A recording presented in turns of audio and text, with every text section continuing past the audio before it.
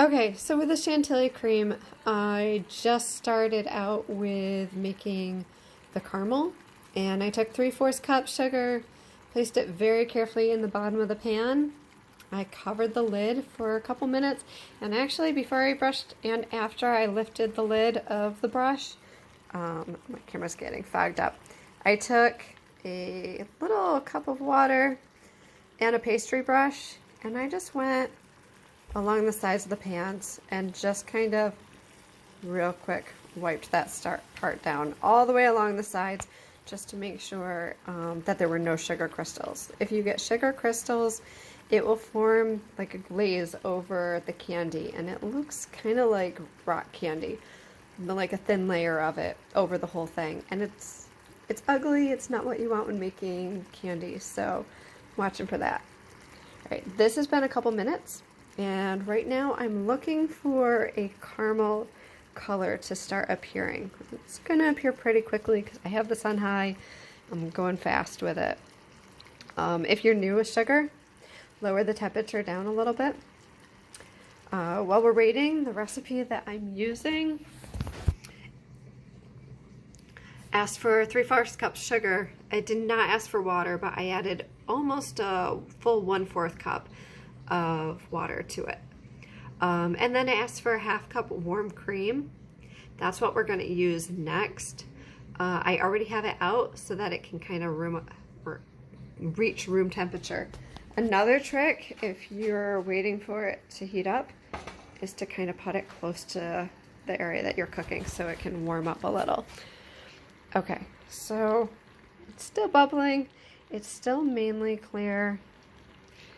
But if you're at all worried, just add a smidge more water. It will take longer to reach that caramel stage, but you won't screw it all up and have to do it all over again.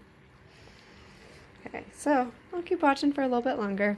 So it may be hard to tell, but I'm starting to get along this side some caramelized color creeping in. Okay, around this point, I can actually start to swirl it. So when you're doing sugar, you don't typically want to stir it at all. But once it reaches this point, it's okay to start stirring it. Okay. I want it to continue to get a little more golden, but not too golden, because I don't like that like burnt caramel type taste. Some people do.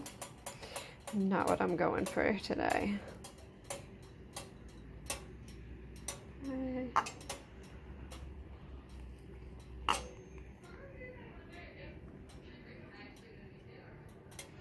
And you will start to smell it. Like when you're doing caramel, you know you're getting close because you will start to smell that like caramel flavor. And the sugars, the little sugar rings are actually like breaking apart at this point, and that's releasing aroma or smells into the air, and that's what you're smelling. Okay, so that looks good.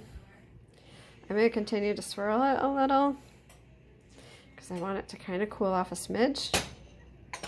And then I'm going to get a clean whisk because I don't want to risk it when I whisk it. Okay. And this one I'm going to have to put it down, but I'm going to pour in the sugar and I'm going to start rapidly whisking it, okay? And we'll come back in a second. Okay, you're going to think that you like just screwed it up. Just keep stirring, it's okay. Just wait for the sugars to melt. Okay, and the warmer your milk is, the faster this will happen. It will go back into its caramely, yummy, saucy looking texture that you're looking for. Alright, so I'm just going to keep stirring this and I'll get back to you when it's ready. But if you can see, it's already starting to melt. It's almost there. Okay, so here it is, and it looks like beautiful caramel. If you can tell though, like on my whisk and a little bit along the sides, like right here, I've still got like a little bit of sugar. That's okay.